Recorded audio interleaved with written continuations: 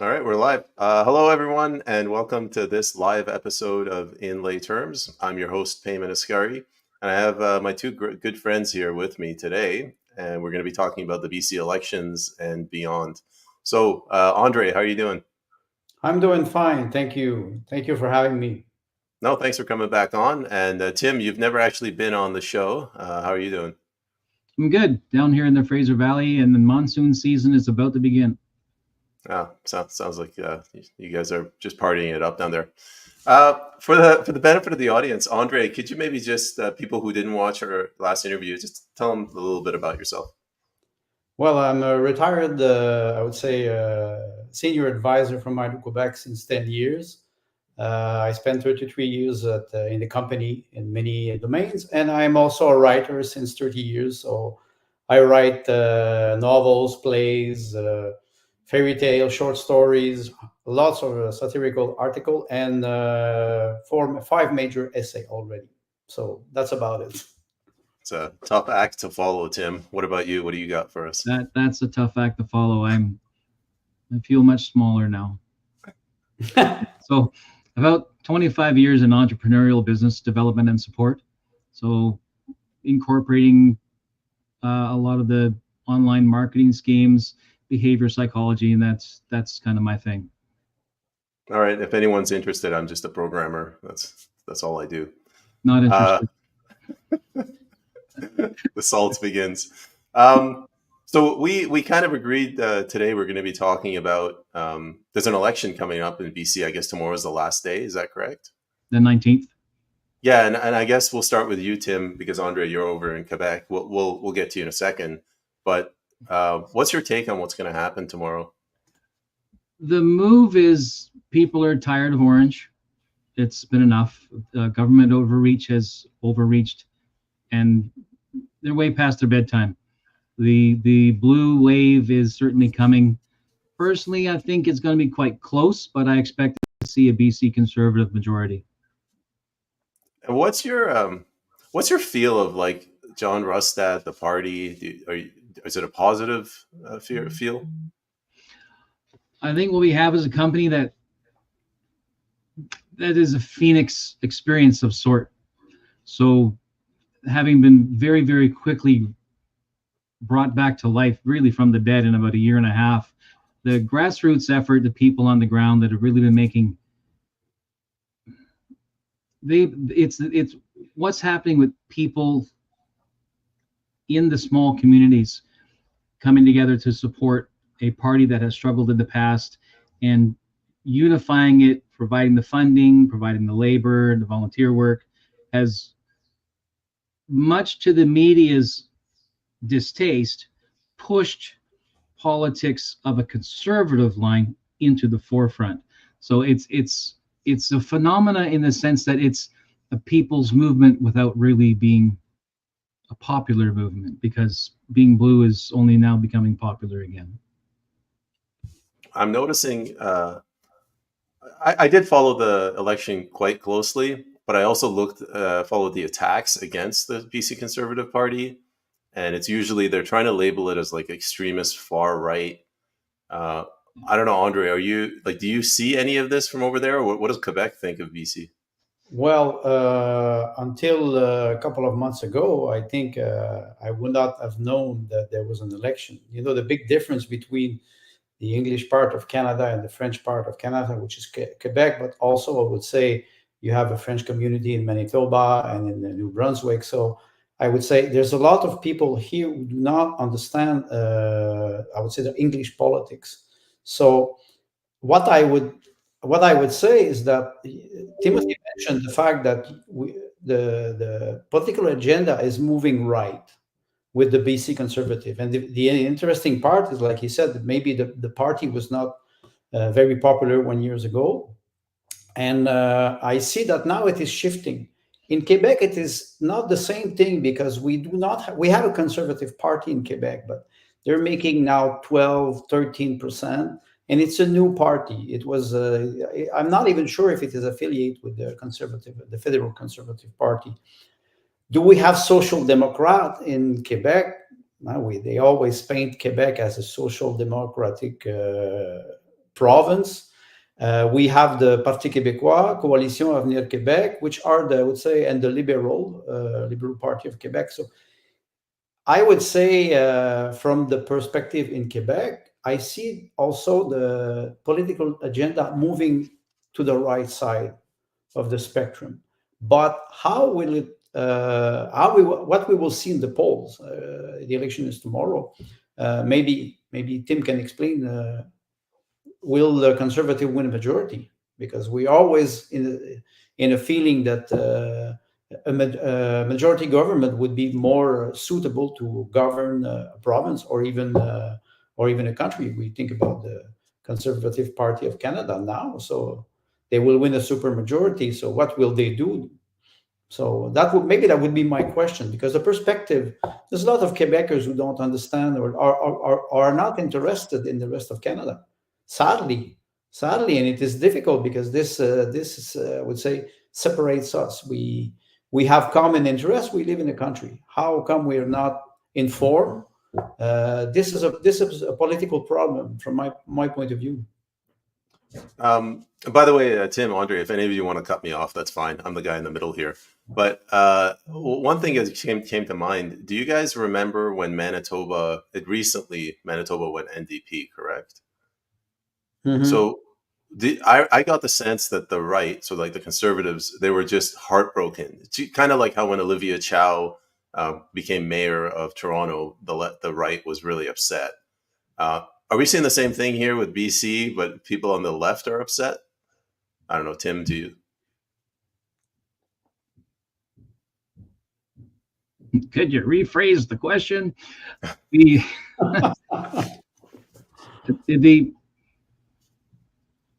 use right and left terms, and I think in this panel we're using a traditional definition. The current definition, if you're a centrist, you're right.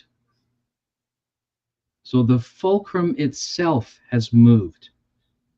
The fulcrum has moved. And the fulcrum is not the people. The fulcrum now is politics trying to push the culture. So the orange and the red, the green to a fair degree, want the culture to move toward a more liberal and a probably left of liberal approach to social management of government services. The right, which used to historically have a blend of capitalist and socialist values, Canada identifying itself as a socialist democracy or democratic socialism. Now the right is defined as liberal. So you have people who have completely opted out of political engagement and civic engagement and have only a nihilistic view. And that group is being superimposed on a traditional right position. So when Manitoba is stepped in the direction it does, Ottawa doesn't care. When Saskatchewan is stepped in it, Ottawa doesn't care, because who cares about 1 million people? So the British Columbia election is of value politically and nationally, because British Columbia is the third largest population group in the country. It also has the largest harbor system on the entire western coast of the continent, and the most easily accessible resources of the entire continent, with the exception of Athabasca and the Great Lakes. So what happens in British Columbia is going to set the tone for Alberta, and inevitably knock-on effects into the high north and the rest of the prairies. British Columbia is very important to watch.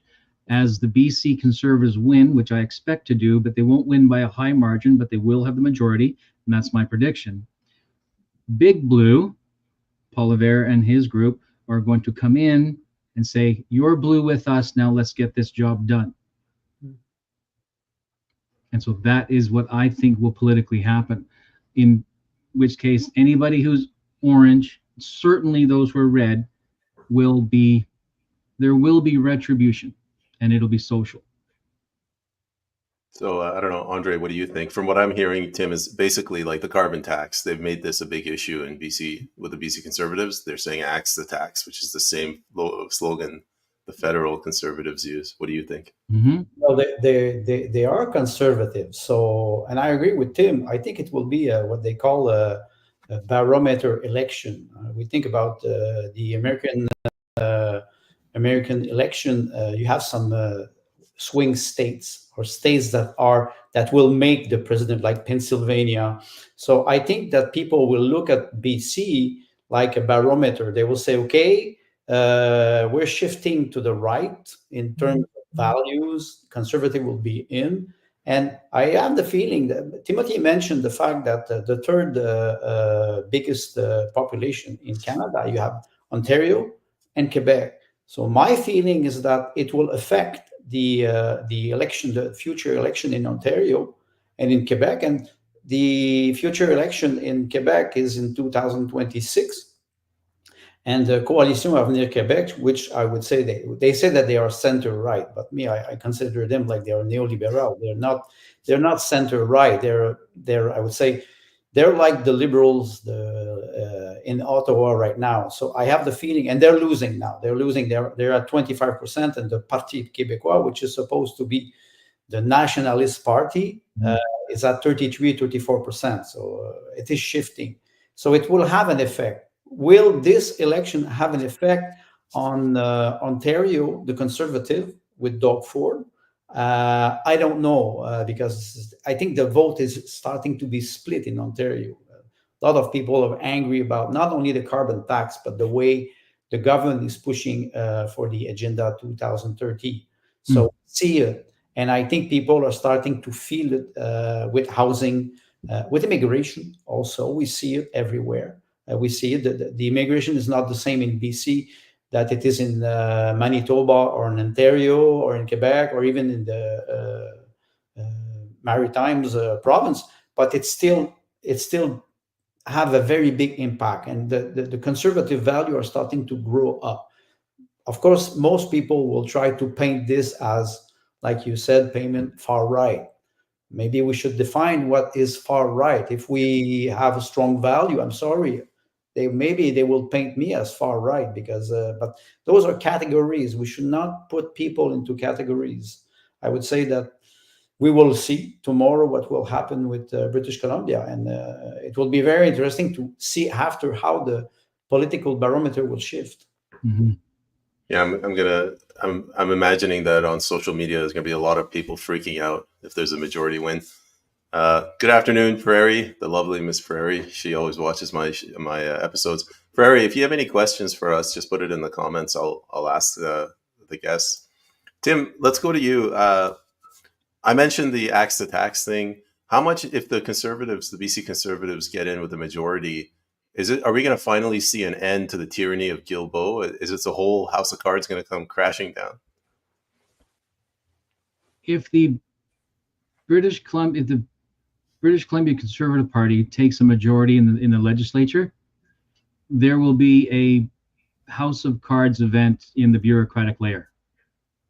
Because the only way to make sure that the healthcare system, which has been intentionally dismantled by the current NDP government, the only way to keep that thing funded, because it's become a beast of its own. Health is something like 30% of the budget. So the only way to keep that managed is to 40%. 40%. See, there's inflation for you. Is to pull money from the bureaucratic layer. Strategically, what I would do, and what I expect the Conservative Party to do too, is to look at the bureaucratic layer and say, this is where we need to trim the fat and reallocate back over to healthcare to recover the losses, because there are half a dozen or more ERs on a closed rotation in the interior in the north, where an ER actually closes its doors. That's madness. How can we say that we are a socialist democracy or provide national social services when the province sees fit to make an accounting check on a box and says, we're closing that one down? Well, why are you closing it down? They say they don't have staff. Well, we all know why you don't have staff, right?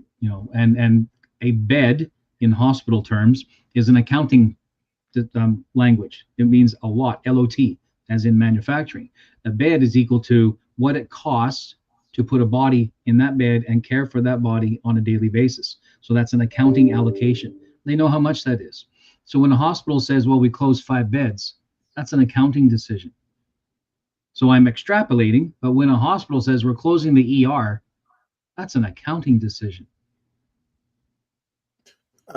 Andre, before I go back to you, Tim, when you say that the NDP intentionally dismantled healthcare, what do you mean by that? Are you talking about this accounting thing?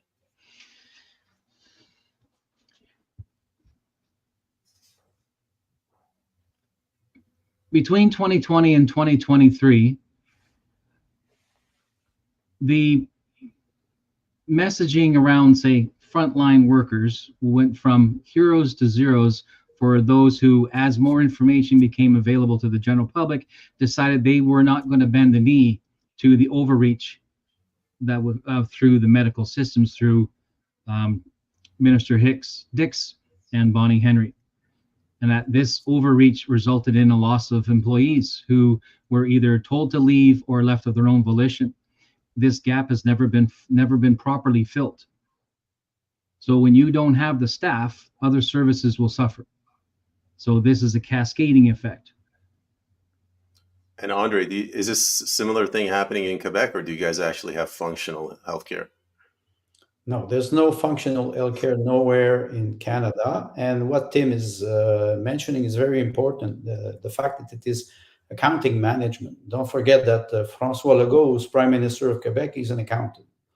The Minister of Health, Christian Dubé, is an accountant. The ex-Minister of Energy, Mr. Fitzgibbon, is an accountant.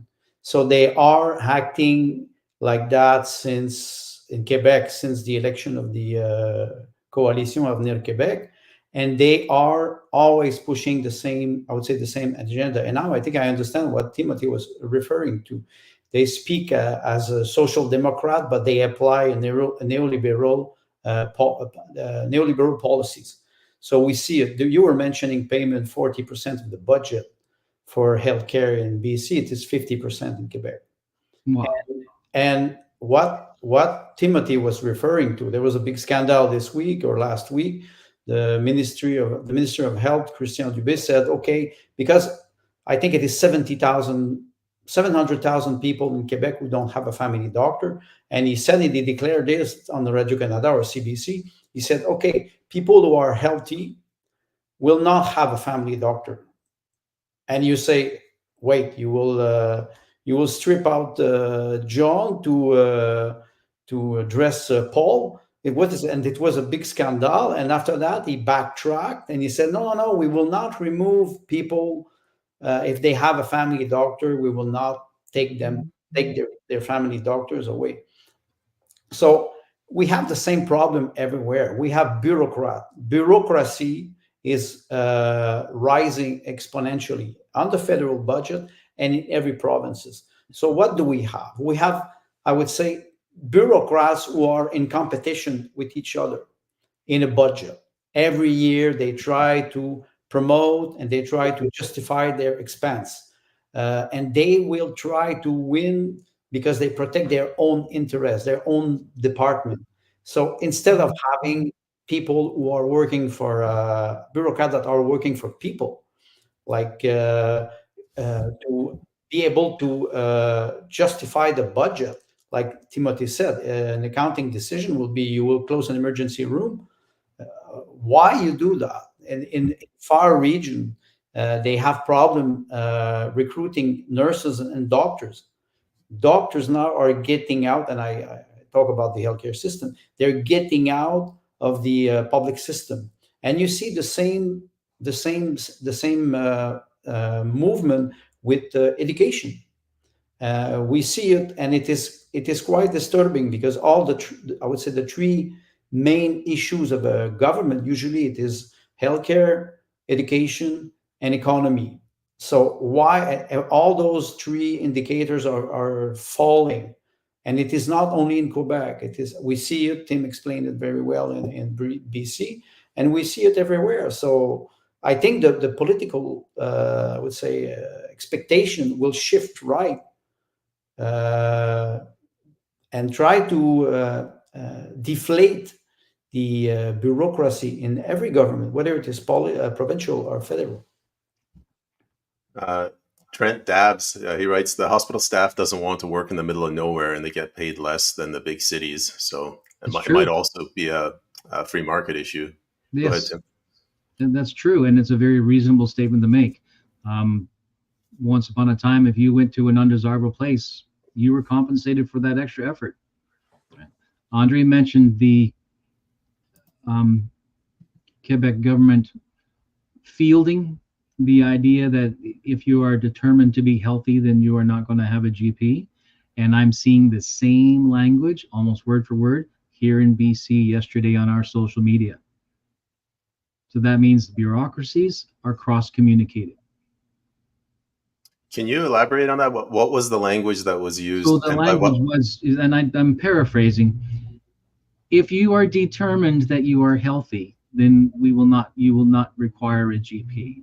But if we determine that you are sick, then you will have access to a GP. And this model, what this proposes is a way to make sure that people who need a GP, so they're shortening the list, right? It's a fast track. So it's painted as fast tracking. But what it really is it's saying the government will now determine on a scale of 10 whether you're healthy or not. And if we determine that you're healthy, then you will have access to health care. So let me tell you a story, and then I'll throw it back to you guys. I was talking to my friend. Me and him grew up here, and he's in like Bahamas now. And I asked him, "Why did you leave?" And he goes, "There's really only two benefits to living in Canada. You get free education and free healthcare." He said, "I don't have any kids, and I'm in perfect health. Why should I pay taxes?" So if Mm, the government's coming in, and basically they're penalizing you for being healthy. It's like you yeah, will pay us for other yes, people that are sick. yes, yes. Uh, And how is that functionally any different from how we are managing the new populations that are entering Canada when out of the gate they're getting anywhere from $50,000 to $70,000 their first year landing here? Who's paying for that? I don't know, Andre, who's paying for it? Well, we're all paying for that, but what you referred to about the I would say the increase in bureaucracy, and Timothy made it clear that they are punishing people who are healthy for the healthcare system, but they're also punishing people who are profitable. How come we have companies that are working very well and they don't have, for example, tax credit or incentive? I can refer now to the dairy cartel because it's quite fascinating. I started Yes. to read more about Maxime Bernier's book. He wrote the book in 2019, and the chapter Mm-hmm. was very interesting. And I think it was on X yesterday. They threw away billions of liters of milk Yeah. to maintain the Yeah. price high Yeah. in a society that we have where we have people struggling to have food.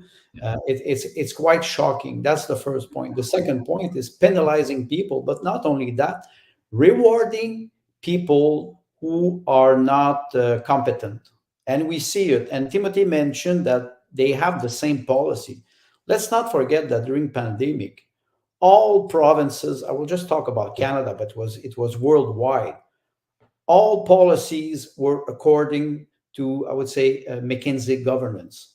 So they were calling the shots, and the provincial governments, they were applying the measure Yeah. practically from coast to coast. Yeah. We see the same strategy now Yeah. in healthcare, in education, and it touches everywhere. Then we can start to talk about, do we have any provincial or federal sovereignty in Canada? My feeling is that the lobby are extremely powerful, foreign lobby or domestic lobby. And how do we address that? I hope that the conservative in BC will start to look at the real problem and not only the symptoms. They can try to understand that a very big bureaucracy will destroy, I would say, what we call free enterprise. Do we see free enterprise here? Last year there was what 75,000 bankruptcies of small Right. businesses. Yeah. How do we manage? We're supposed to be a democracy here, free business. You're supposed to be able to do business everywhere in Canada. I can go tomorrow and do business in BC. Why are we in this type of, I would say, heavy bureaucracy? I think the conservative in British Columbia can help, I would say, push back this monster, I would say. Andre, before going to Tim, can you clarify what you mean by things like sovereignty? Are you talking about the federal government is encroaching on the sovereignty of the provinces, or the bureaucrats are encroaching on the sovereignty of the individual? No, it's the bureaucrat that are, I would say, threatening the sovereignty of the country. About the sovereignty of provinces, it's not sovereignty; it's prerogative. On health, for example, we have a federal law on health, but the application of the law is provincial. So what I say is that the bureaucracy, the structure of the bureaucracy, or I would say the stratagem of the bureaucracy, is the same in province as it is in Ottawa. We see that it's a power grab. Unions. You talk about the NDP, and NDP, the federal government, the federal party is always supposed to be pro-union, but we know that they are, I would say, they're always trying to pandering people to paint themselves like they are defending the workers, but they're not. It's corporative putsch, and we see it. So I would not go into this, I would say, debate about, I would say, sovereignty. I would say prerogative or responsibilities, and we see it. Even Trudeau did the same thing last year when he started to push for housing, and he was saying, "Okay, we will start to build thousands or tens of thousands of new affordable home." And the provinces, they said, "Wait a second, this is Quebec, not Quebec, but provincial prerogative." Yeah. And what I would mention is that we cannot do business, interprovincial business. It's very, very difficult. So there are two aspects. The first aspect is not to try to I would say, to downplay the bureaucracy, and the second one would be to try to be more liberal between provinces. How come we cannot have a national policy on energy, for example? We don't have that. We saw the fight between, I would say, Quebec and Labrador over Churchill Falls and Churchill. So it's an endless fight. We lose time. We lose, I would say, we lose a great deal of knowledge, because there's a lot of people who are ready to work for the sovereignty of Canada. Yeah. And it's like we're fighting with each other when we understand very well that where is the problem. As a Newfoundlander, I might be a little bit sensitive about Churchill Falls. I really understand that. Yeah, that's okay. It's only 50 more years to go. So. Yes, and we could talk. That energy could be another. The National Energy Program would be a remarkable feat in Canadian history. Would be remarkable. Yes. Because we're the second largest landmass under one flag on the entire planet. You know, we have more uranium than Russia. We have more copper than most of North America, barring like South Michigan, right? You know, like on the lake, right? You know, but like it's so many resources. We have more trees than CO2. Right? It's three of the three very great oceans, more resources. We are half the breadbasket, right? Because the northern central United States provides the other half. So much resource, and the federal government just claws it all into itself, and what it can't have, it destroys. You know, it hangs transfer payments over the province's head like a carrot and a stick. You know, and things like energy, healthcare, education, these are all provincial jurisdictions. The, um, the even back to the BNA Act gives the provinces a very high degree of autonomy and self determination. The Alberta with the sovereignty, direction they're going, it's not 100% there, but it's important that somebody stand up to the bullies in Ottawa and say, hey, listen, we are a confederation. We are not a feudal system. And I think when at a provincial level or even at a municipal level, a populist movement says, we're done with this, you represent us, we will remind you of that. And I believe that's what's happening in BC, is the NDP has not remotely effectively represented their constituents. They've represented special interests and bureaucratic directives. And that now the people are saying, no, we are hiring representatives. It's time for you people to, take your golden parachute and leave. And that will happen tomorrow. When you say the NDP is not representing the people, it's representing special interests. So this is a case where they've completely become corrupt. It's not just that they've mismanaged the economy.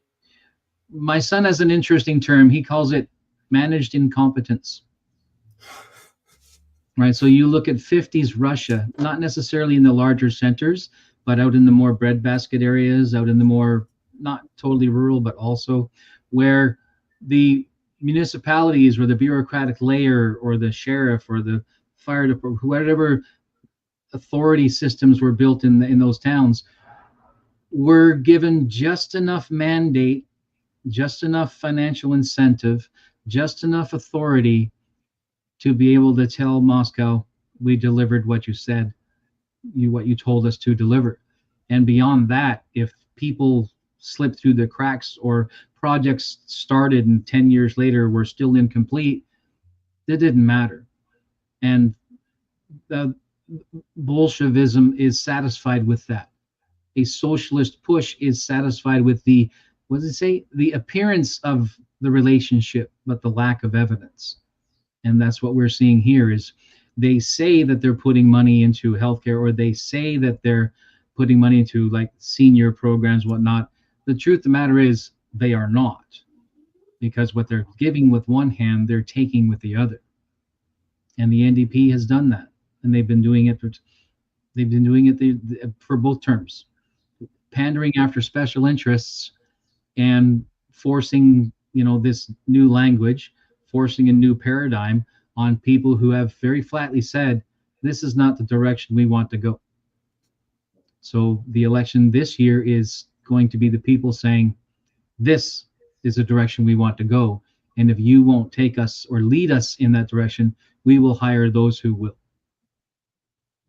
Andre, I want to go back to, we got onto this topic with energy, and you guys, you both got really excited on that topic. But when we're talking about energy, it's not just the electrical grid. We're talking about oil and gas, selling it, natural resources kind of thing. Yeah. Exactly. Yeah. Lumber, oil, coal, fisheries, hydroelectric, water, agriculture, and livestock, copper, iron, more iron than we know what to do with. It's untapped, like totally untapped, the high north. Right. I remember back in the early days, Harper said, we're going to put 3 deep water ports in the high north. So one on the inside of Baffin Island, one near, I think, Iqaluit, and another on the western side over there when they finish picking a fight with the Yukon and Alaska, sort out where they want to put that one. But those were going to be deep water ports for the super tankers, and also deep water ports for a rebuilt, redesigned, repurposed Canadian Navy that would police the high Arctic. Because there have been intrusions even from the States, making noise about, geopolitical sovereignty up there.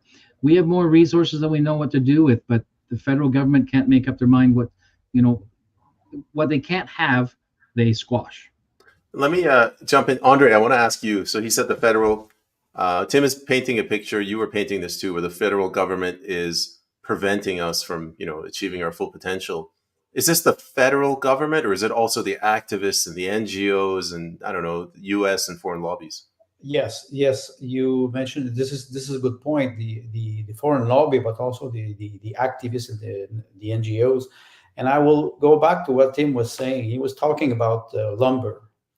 He was talking about iron, steel, aluminum, and I will go back. Peyman, you're maybe a little bit younger. You're younger, so you will not maybe remember the Mulroney years. I do. Mulroney was, if I remember, he was a CEO of Iron Ore, or he was a senior advisor at Iron Ore at this time. And when he jumped into politics for the Conservative Party of Canada at this time, and then he won a major election. Yeah. And why I talk about this, it's because the north of Canada is not developed. I think about many years ago. I think it was 10 or 2024, around 2014. I just retired from Quebec, and they were talking about developing a new power plant with new transmission line for Tata Steel. Tata Steel, which is a company that is from India. Yeah. And they were importing engineers in the north of Quebec with Tata Steel to develop the market there and the extraction of iron.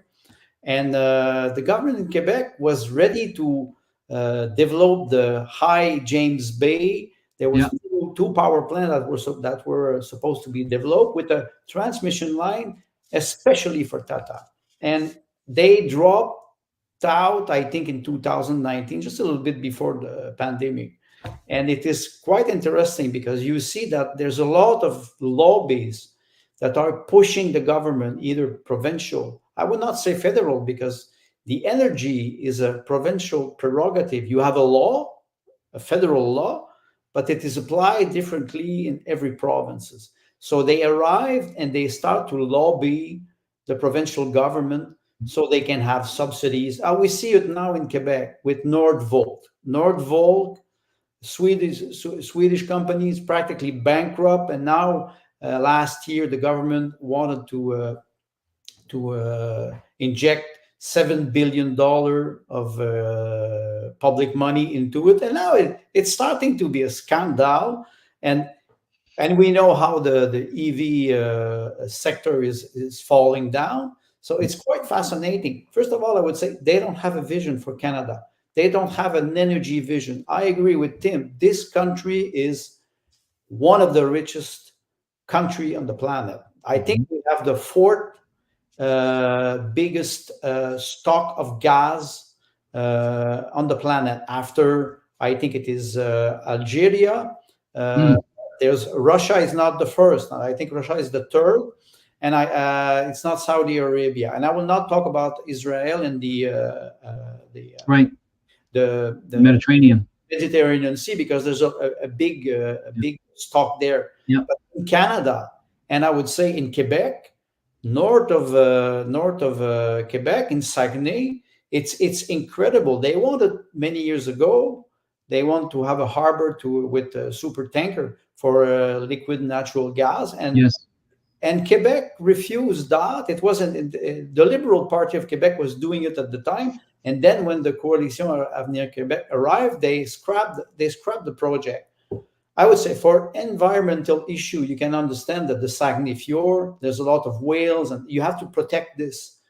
Why don't we do a pipeline? Why in Quebec, since 50 years, we have to import oil from Saudi Arabia instead of permitting a pipeline from Alberta to New Brunswick who would refine? Why don't we have a national policy? Because you have, in Quebec, it is this, I would say, fantasy of sovereignty. You cannot have sovereignty if you don't have energy.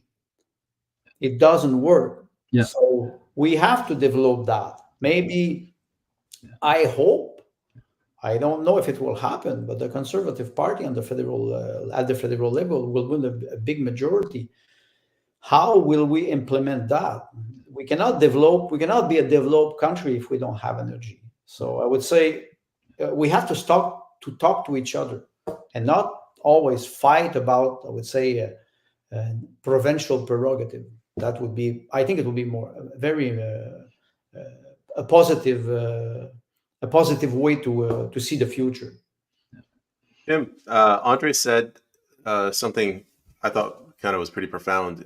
People have this belief that, if a pipeline bad, oil that comes from somewhere else good, or oil from outside Saudi And those Arabia same not bad. people complain on their plastic phones about it. Yeah, I think we're you know who I'm talking about. Yeah. Is this a problem of liberalism?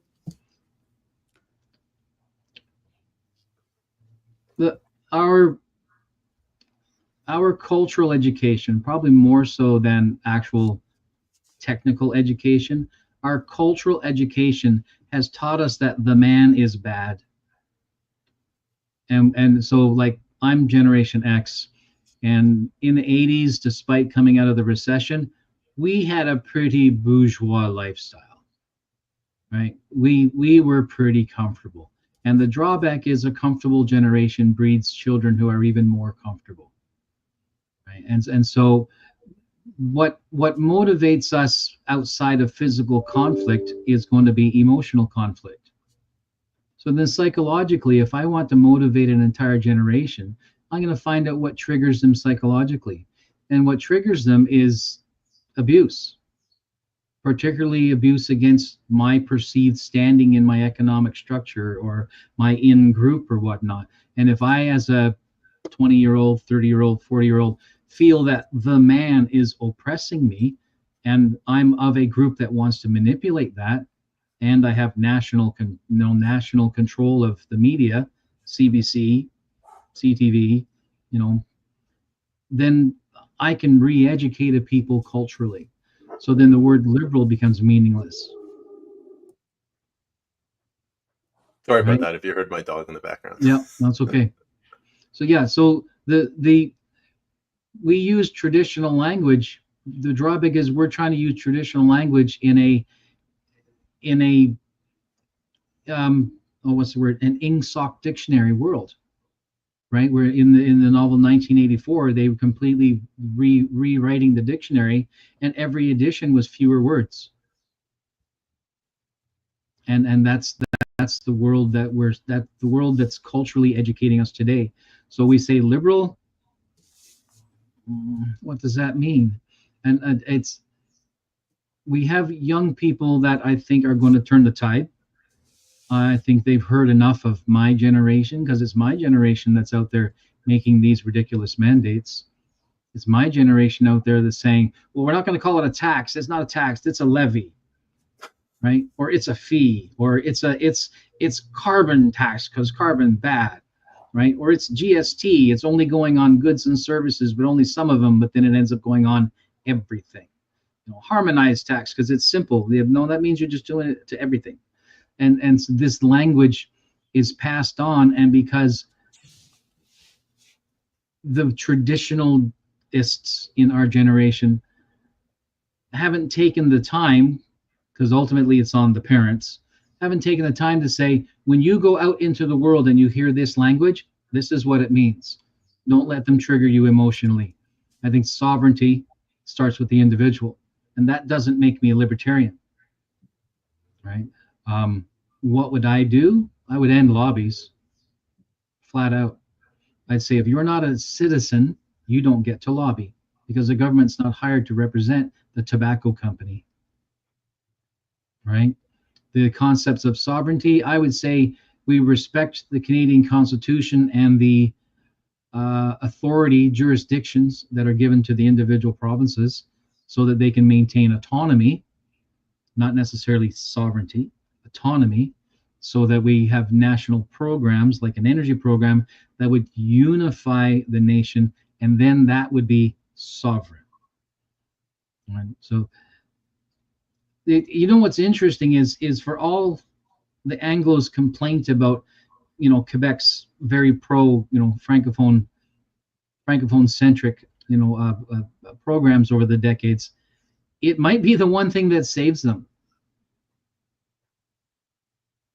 Who'd have thought, right? Who'd have thought that being a nationalist would be the thing that saved you from the globalists, right? Quebec's response, when it does respond, may be the thing that staves off globalist push. It may be. It's the antidote Canada needs. Andre? Be careful because the pharmacon, Jacques Derrida, a French philosopher, was saying that the poison can be the remedy. So, or vice versa. Yeah. So, I do agree with Timothy. Where I would say I disagree is where Quebec stands, because when he's talking about values and education, yes, Quebec now it is 9 million people and with 80% majority francophone. But I would say, but I would say, what is happening now is that the Parti Québécois, who is supposed to be the nationalist party, they're globalist. They pretend, Mm, no, it is, they don't even hide it. They don't even hide it. They apply the Agenda 2030. They don't say it, but the social system, they want to control everything. This is pure socialism. It is not a social status, it's socialism. And mm, Tim referred to Orwell 1984. They're subverting the language. Me, I'm a writer. They don't subvert me because I use all the words of the yeah. vocabulary and they don't like it. But Yeah. you can imagine a little boy or a little girl, 4 or 5 years old, and they are brainwashing them from birth. And after that, it's very, very difficult to deprogram them. So that's why I would say one other aspect is the respect of the traditional family. Parents, they have their children until they go to school or kindergarten, and they have the moral tie. They are supposed to educate their children, and then the school, public school, private school, they take the relay and they start to implement values. But it's not only values; it's about education, education about authority, subject that will help them in life, mathematics, physics, geography, history. So we don't see this anymore. We don't see this in our educational system.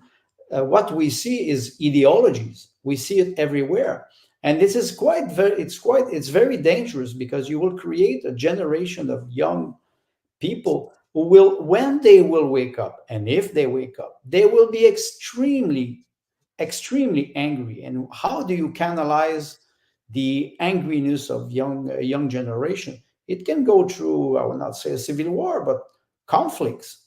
We see this manifestation everywhere in Canada, in Montreal, Toronto. We saw it in Alberta, in the Maritimes. I think it is Prince Edward Island with Indians with temporary foreign permit, working permit, and they were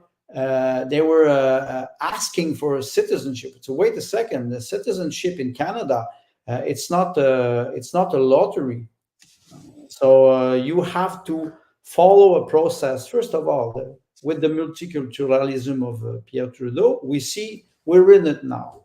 How do we reverse the tide? First of all, I think that we will have to work together. Canadians will have to work together. Canadians from immigration too. I'm pretty sure there's a lot of immigrants who are unhappy to see the level of life falling like this, and knowing that Canada is a rich country on an energy basis. Yeah. How do we have a national policy? That would be the prerogative of the federal government.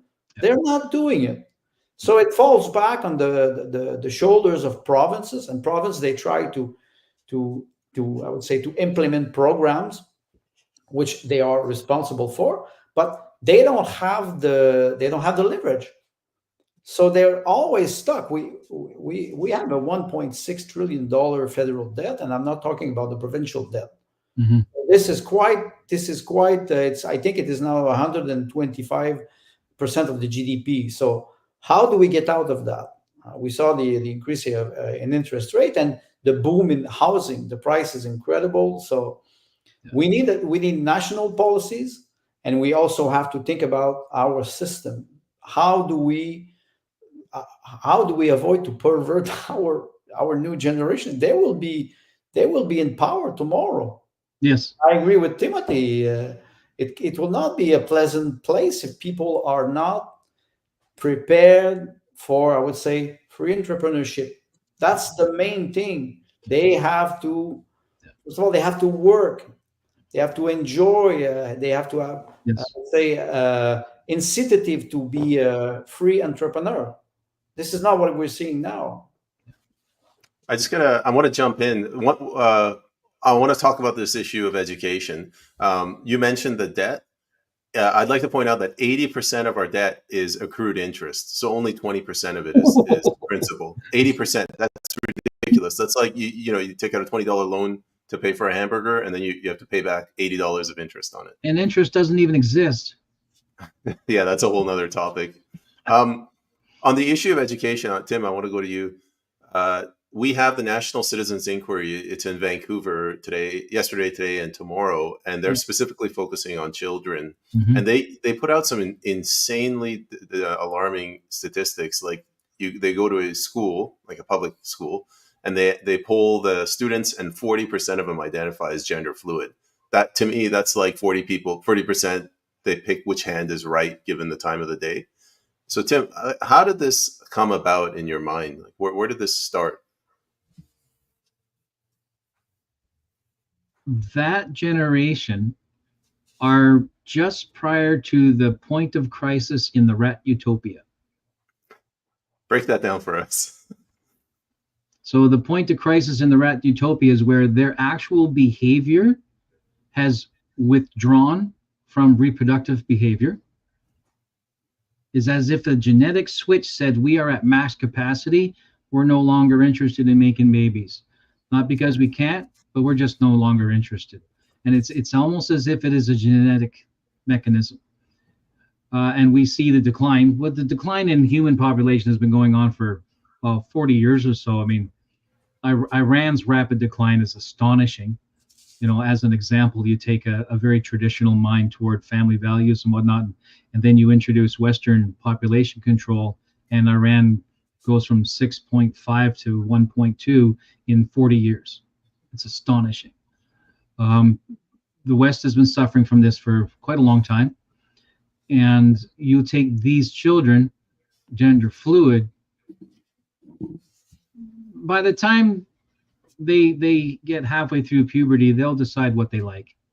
From a secular perspective, right? Not from a spiritual perspective or anything like that. But they'll decide what they like.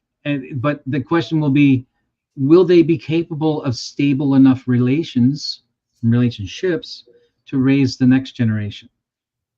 Right. So the more I withhold education-wise from the current generation, the less it has to pass to the next generation. Right. So in the rat utopia, when you reach that point of crisis, active infighting begins, active segregation begins, male-female separations begin and are violent, alpha-beta violence occurs until eventually there is civil war within that. And it doesn't require a single bureaucratic activity. It's just natural. So you just take a large population, you give it absolutely everything it could possibly want, you just don't let it out of the cage, and you wait.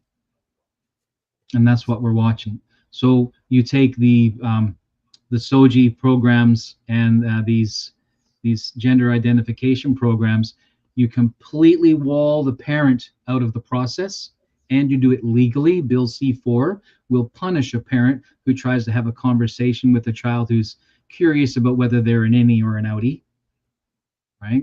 And so you leave that education to the daycare, which is effectively education system, re-education system, and you prevent children from having the influence of parents, good, bad, or ugly. You withdraw them from that influence. Chinese studies going back post World War II, where they would take babies when they were born, physically isolate them from any human contact whatsoever. Most of them were dead in 3 months, and not because they weren't healthy, socially bereft, socially bereft, and their minds came apart. right? I mean, they're 3 months old. You can't say they died of loneliness, but they died of loneliness. And so we are intentionally creating a Brave New World scenario where people are sexually recreating, not recreating, but recreating, because it's the acceptable thing to do. There's almost a social pressure to recreate in this fashion. One more godless woman says social distancing. Yeah, yeah. Oh yeah. I mean, there were stickers on the grocery store floors. Are you kidding me? So I'm standing in line, and when that first came out at a grocery store, and there's this big line leading up to the teller. I stood there thinking, does anybody remember the show The Polka Dot Door from when we were kids watching CBC in the 1970s? It was a kids show called The Polka Dot Door. I said, here we are 50 years later on the polka dot floor. They're still telling us what to do and treating us like children. Andre, what about you? I remember you told me that Quebec recently passed something similar to C4 that strips parental rights. Is that true? Well, the devil is always in the details. So what's interesting is that the Bill C-15 is about what they call in French DPJ, Direction de la Protection de la Jeunesse. So it's like an organism that will protect children against abuse, parents, and they will take them and put them in families, temporary families. So, and the Coalition Avenir Quebec did a reform on that, and they said it's for the well-being of the child. And in the law, they say the well-being of the child has priority over the parent's authority. You just read the line and you understand very well that somebody can call, your neighbor can call the DPG and say, I think there are parents who are abusing their children. Even if it is not true, the DPG will arrive and they can start to say, okay, we decide, and again, it's bureaucracy, we decide that for the well-being of the child, we have to take custody of him. So the laws are vague for one reason. It's not only common law. We do not make a law so people will negotiate and achieve an agreement. No, we make a law, a vague law, so we can, I would say, abuse authority, and that's a characteristic of, I would say, that's a characteristic of socialism. There was a joke in Soviet Union. This is the baby. They're not coming. They're not the property of the parents. They're the property of the Communist Party, and they are built or fabricated in a factory. It was a joke, but there's a lot of Soviet Union who remembered, and it's still like this today in Russia. It is they push, and this is where it's difficult. You have the fragile balance between the authority of parents and the need for education. Where do we draw the line? And it's dangerous because what Timothy mentioned, those young generations who are not procreating and they're having sexual recreational sex, it's good at 14, 15, 16 to discover sexuality. It's there that you start to have your hormone are changing, and the pressure of the group is there, psychologically speaking. But when you arrive at 22, 23, 25, if you are in a normal environment, what will happen? You will want to create a family. Let's not forget that when we talk about replacement, we will all be replaced by our children. We have to prepare. So now I see the tendency with immigration, and I think immigrants, they will be replaced too, in a sense that you arrive at 25. Let's say you have a career, whether it is a woman or a man, you have a career, a good relation, you're married or not, it's not important. You make money, you have a house. After 35, 40 years old, your life will start to be a little bit empty because you will start to see retirement coming. You'll say, okay, I retire, I have enough money, I can travel. But one day you arrive and you say, okay, I want to take care of somebody, or I want to leave something to future generation, and I prefer to leave it to my children. Now what they're doing, look at this concept of reverse mortgage. Yes. You arrive at 65, and the bank arrives and tells you, now you can have the life that you dreamed about for 40 years. But let's say you work very hard for 40 years and you have a little pension, and they say, take a reverse mortgage. So you can have a mortgage on your house. This is $1 million. We give you $1 million now. When you die, we take the house, and your children don't have nothing. What do you leave for future generation? And it is the same thing with Or they education. could rent it from BlackRock. I will not mention it, but what I see, the danger is that the generation that is now, I would say, brainwashed or indoctrinated, one day they will not accept that. If they wake up, or they are aware of what is happening, they can become, I would say, they can be infuriated. And I would understand them. You can imagine that you're deprived from your, I would say, desire for having children, because somebody pushed you in this dystopian, I would say, mutilation. You see young boys or girls, trying to induce this in the mind of boys and girls who are 3, 4, 5 years old. In kindergarten, they start to talk about abortion to a 3-year-old boy. Yeah. You see, the boy just got out of the womb of his mother, and Yes. it is, we are in this dystopian world. How do we deconstruct those ideologies? It's not easy. It will take time, and unfortunately there will be a lot of people who will be hurt by that. And we will have to work together to, I would say, to inform people. Maybe that's the best thing we can do now, at least on for people like my generation. I think generation of Tim. So Go ahead, I Tim. think I'd rather have the Phoenix moment now and self-immolate and rise from my own ashes than later. Exactly. Because in the rat utopia experiment, not to be a bit too much Nietzsche about it, they all die. So it's if the rat says, "Hey, wait a minute, that's the door over there," and doesn't make for the door, by that I mean vote your conscience and move in that direction willfully. Be aware of who's educating you, what they're educating you with. You know, be financially responsible, and by that I mean be aware of who you're banking with. Be aware of who you're putting your money, who you're buying from, who you're trading with. To be more engaged in your local community, and that's the way out of this. The way out of this is to be civically engaged, not to take the word of, CBC or Radio Canada, or right. It's not to listen to the names and the voices that our fathers made before us. Is to say, this is our generation, this is our time, this is the wake up call. We must do this, because if we do not, our grandchildren will most certainly suffer. Tim, Andre mentioned something, and I'm gonna ask you about this. He said there's a very delicate balance between the rights of the parents and the need for education. Where do you think that balance should be? Because right now we have compulsory education, we have provincially funded and managed education. Like, where do you think that line should be? Well, when I'm king of the world, I will end compulsory education. We'll privatize it. Simple.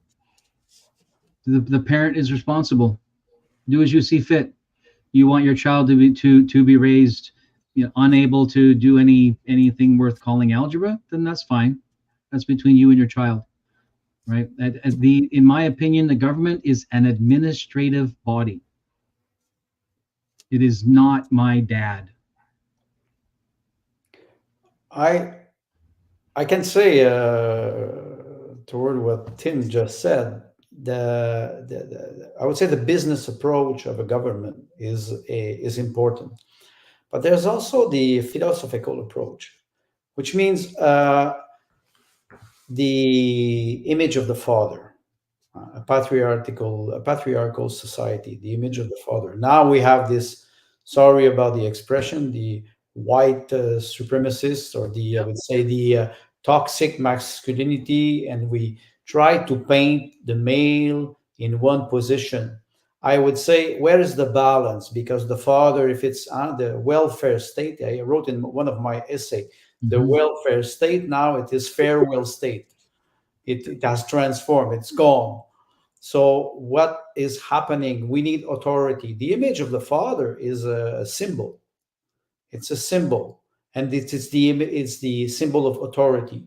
The image of the mother is the, I would say, the compassionate, and of course, she carries the baby for 9 months. How could she could not be compassionate or emotional? That's extremely important. Both figures are important. As a government, for example, you need to adopt, the government or people who works or are elected, they have to adopt a certain measure. That, I would say, figure of authority is very important. And after that, if you say, okay, we need social program like education, we need healthcare, uh, try to, people who want to educate their children. I can say, for example, you have two parents who have a master or PhD in one domain, and the mother wants to stay at home, and she wants to teach to her children. Why do we discourage that? Why don't we help women who really wants to educate their children? And it goes even with demography. Why we don't have a demographic policy, bird policy? We don't have bird policy. We push women because we say you will have a career. Yes, we understand very well. You can be CEO of a company, and at 40 years old, what you end up with a glass of white wine at 9 o'clock at night with a cat because you don't have a family, and you're rich, but you do not procreate. Where's the balance between, I would say, the career of a woman and the desire to have a family? We go on one side completely, and we try to antagonize people, male against female, black against white, foreigners against native, and we always, and this is what is dangerous with, I would say, institution now. They antagonize people. We don't have to antagonize people. We can work together, but we need also to clear, like Tim said, this Orwellian vocabulary. We do not. I can talk about oil, fossil fuel. It's not fossil fuel. It is abiotic petrol. It's abiotic oil, and we know it. How do we push the lobby? I would say of the IPCC, GIEC in French, the International Panel for Climate Change. They are diplomat and activists. Yeah. I downloaded the last report, which is 6,000 pages. I can I can bet you, I can challenge you to read it and try to understand something out of it. It's quite complicated. Yet you have some politicians, they always refer to this Yeah. document. They don't even read the project of law they will vote on. Do you think they will read the 6,000 page documents? Yeah. So I would say, toward education, first of all, they nobody reads today. How come we arrive at some people, they arrive in college and university, they don't know how to write. Oh, I'm going into mathematics. But if you don't know how to write, you Hmm. think you'll be able to calculate a mathematical formula? No. Or how you will write your thesis? So Yeah. we have to go back to fundamental. And I do agree with Timothy. Now it is not possible. The government has his nose everywhere, everywhere. This is political control. I'm laughing at one another good comment from one more godless woman. Learning algebra won't educate anyone to fractional reserve banking or usury. This is my go-to 11%, example. Like whenever I think of 11% is usury. is that what it is? 11% interest? No. Yeah. I would suspect that she read the Baron Metal from Michael Jones. We talk about talk she talk he talks about usury a lot, and banking system. So that's another topic that we could talk about, because what's the Central Bank of Canada? Who Okay. controls? Well, we can talk about that. I was going to talk about the charter, but the central bank. Um, there's a Senate bill right now, S275. They want to make formal what just Pierre Elliott Trudeau did in 1974. Before 74, we were getting interest-free loans, or the interest would go back to the people. After that, we started getting loans from the commercial banks. So that's when our debt spiraled. I don't know, Tim. That's kind of an open-ended question. Like, how do you think we should reform our central banking system? Well, before we get to that, since when does the Senate get to make a bill? I don't know in Canada. I know in the U.S. they've always had that right, but in Yeah, but Canada, that's a republic, not a confederation, right? Our Articles of Confederation are based in the British North America Act, Exactly. right, in 1867. And I've been reading some of this material getting ready for today. Under the British North America Act, the Senate does not propose bills. so where did they get their authority? You tell me. I haven't read that far yet.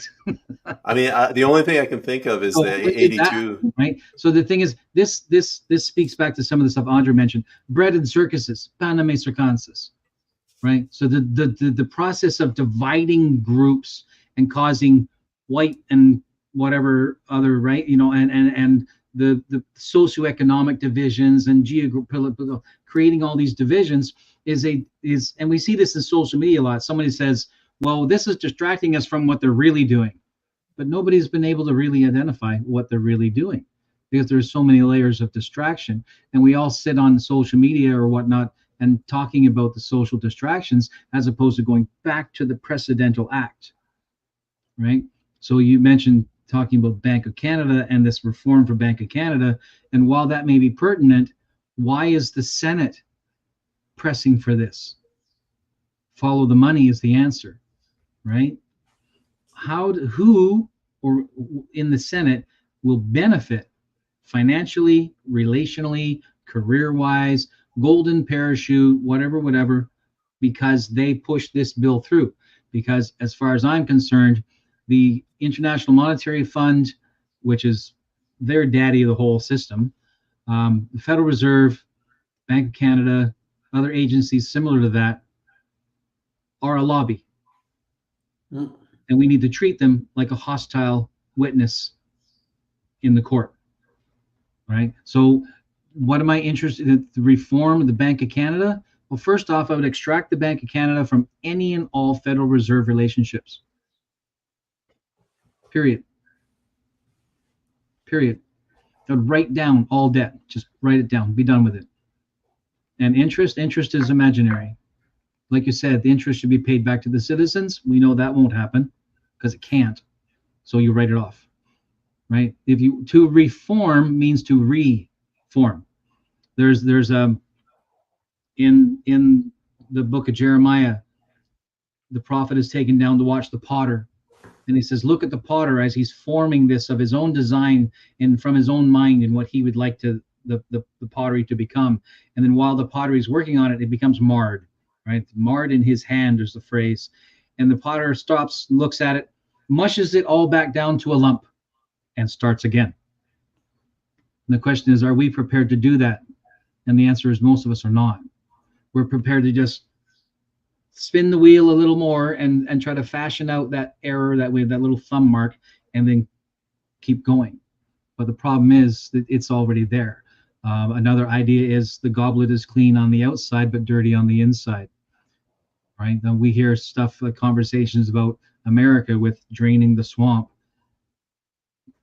We replace governments and we start at a municipal level, right? So your school boards, your town halls, and there are 4,400 municipalities in Canada, right? Yes, that's a lot more work, but it's fundamental grassroots change, right? And so if we want to make a generation that is stable and leads Canada well, we have to start locally. So our idea that we can change the federal government and fix Canada is erroneous. That's whitewashed sepulchers, right? That's just cleaning the outside. We were working now here in BC an election today in BC, that's a very important step, specifically for British Columbians. But if you bring back a stability, it doesn't even have to be a conservative or a liberal, it just has to be stable, right? And what stability does is stability wards off chaos. Stability wards off the independent agent who could cause trouble. So if we can work toward that, then we don't have to worry about the Bank of Canada reforming the Bank of Canada, because out of the pool of municipalities are the citizens who will grow up into these higher job positions and titles, and they will be stable individuals themselves, right? Because the systems are not broken. Canada's systems are not broken. They're corrupt people abusing them. So reforming means replacing the people at various levels of government. Those beautiful comments, Andre. What the original question was, the Bank of Canada, but what's your response? Well, I will refer to Bretton Woods. We always think about what happened after the Second World War, and it goes the same thing with all international institutions, the World Monetary Fund, the World Bank, the United Nations, and I will talk about the BRA, the Bank of the BRIR, International Settlement, BIS, Bank of International Settlement. It is a pyramid of central bank. So when we look at the Central Bank of Canada, when it was in France, the Bank of France during the monarchy, the king was borrowing from the money from the bank, but the bank was financed by the citizen. So the king was borrowing for war or whatever what was happening, and it was an engagement between the Bank of France and the king. The king had to repay the debt to the citizen. You can do it many ways. When you look at central bank today, they are not coupled with the government. They always say, "Oh, the central bank has to be independent. It's an independent policy, so the government will not influence the interest rate or the target of inflation. So there will not be pressure." And that was the concept with Bretton Woods when they abandoned the gold standard in 1972, and they said all the money will be in competition, all the currency will be in competition with each other. You create a financialization of the economy. What do we have as assets here? When we borrow something, nobody will give you money. I make jokes sometimes. I say, okay, you go to your bank director and you say, I want to borrow $1 million to start a small business. Okay, do you have a business plan? Yes, I have business. What will be your income every year, and what will be your profit? Oh, I think I will sell tomatoes and I will make about $75,000 of income and $25,000 of profit. He says, well, go to the Armée du Salut, because we're not financing. Do you have any assets? Yes, I have the house of my wife. I will put as a collateral. So you understand very well that what is happening now is that we are very rich in Canada in terms of resources. Our industrial process are not well developed or are in competition. So if we would like to reform the Central Bank of Canada, I do agree with Timothy, the Central Bank, I would say, creates money out of nothing. That's the concept of a bank. You have leverage. But since I think it was the crisis of 2008 with the Glass-Steagall Act, to separate the banking investment from the bank deposit, because now because they were entangled, they play with this. They play with this, and they play with the savings of Canadian. Yeah, we know there's a fund in Canada to guarantee the savings of Canadian, but it's about one out of 20%. So it is 5% of the money that is there, right? Or 95% of the money that is not there. If you have one bank that is collapsing, it's not that problematic. But if you have the 6 banks in Canada were collapsing, how do you pay back? You will have bank run. That's what we saw in 2008. They shot Lehman Brothers because they said, shit, we will kill the horse. This horse is sick because he will contaminate all the system. And they did not reform nothing after 2008. And they have this, what they call double dip. It's a W. After 2008, the stock market started to go up, and then it dipped back again. And they say, oh, it's the W, the double dip. We never changed since 2008. So how do we reform the central bank? I would say, first of all, we have to understand on what we will bank our system. Is it only the gold standard? Is it cryptocurrency? Because cryptocurrency as in my opinion, cryptocurrency is a symptom of that the system has no, that people have no trust in the system. So they don't trust. Cryptocurrency is very interesting, but no one will back you if somebody robs you. And we saw it, many cryptos collapse because the administrator, the manager was going away with the code. And that is quite funny to see this. People are stuck. They have a Bitcoin, but I will not talk about Bitcoin, but other crypto, and they cannot do nothing with it. So you need something that will back you in terms of crisis. Gold standard is a way, it is I would say, a refugee value. It is a value, a reserve value.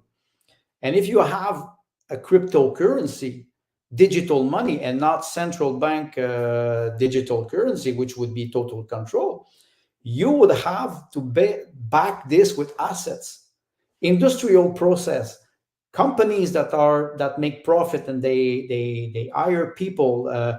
Timothy was talking about energy sector. We are very poor in terms of industrial process. We're very rich in terms of resources. But industrial process, we're very poor because most of the natural resources, we extract them and we send them outside of the country for transformation. The second and the third I would say sector of transformation, we don't have that, or practically not. Maybe more in Alberta because they have oil and gas, and in Quebec we don't have that. And it's sadly, I'm pretty sure the young generation of we talk about university, but there's a lot of people who would want to have a college diploma, and they would work as a master electrician, technician, driller.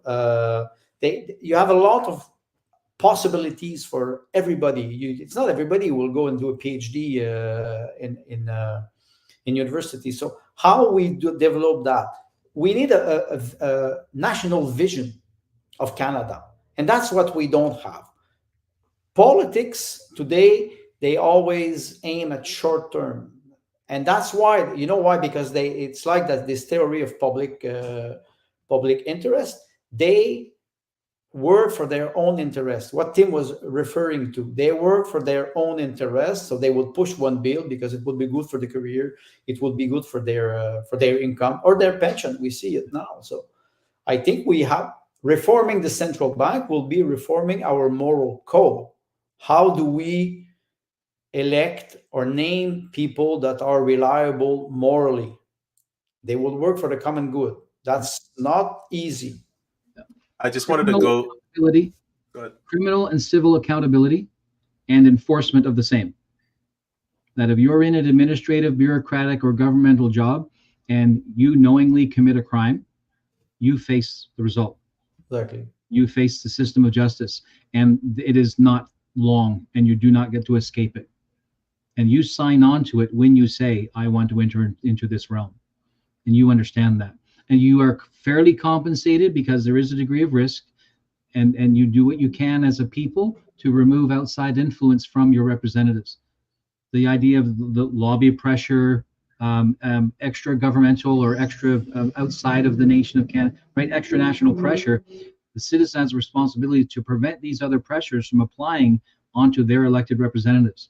So the bottom line is, if I want a good prime minister, if I want a good MLA, then I need to be involved at a civic level to make sure the quality of that person meets my criteria, regardless of whether you're liberal or conservative or alien, that the people who lead you meet your criteria, right? So the bottom line is civic engagement is the system is only broken when corrupt people get into the system.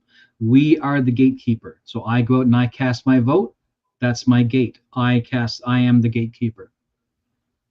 No, very well put. I just wanted to go back to a comment Buck made. It's relevant to what Andre said. Well said, Andre. Post-Bretton Woods means central banks are the central planners of the economy. If they are not under democratic control, they are serving foreign interests. That goes back to what you said, Tim, as well. They're lobbyists. Yeah. Yeah. Well, we're almost at an hour and a half. We Yeah. started out with the BC Conservative Party, and we hit every other issue. And Andre got very emotional there. You can tell he's interested in the central banks. So I don't know. Any final words, Tim? And then we'll No, go to Andre. good. It's been a good time. Andre? Well, I enjoy talking to you both, and I hope we will be able to talk about other subjects I think that will be important for Canadians from coast to coast. Yeah. Well, I want to thank you both. Yeah. Sorry, go ahead, Tim. So I like this. We should do it again. And yes, we've got a good flavor here, right? So we have Quebec, we have BC, we have yourself, and I think this adds more facets to the diamond and better views of the subject. Sounds good. We'll do it again sometimes. Yeah. And if I could just hold you guys over until after the stream, but otherwise, enjoy your weekend. Bye, everyone. Thank you. Thank you. Bye-bye.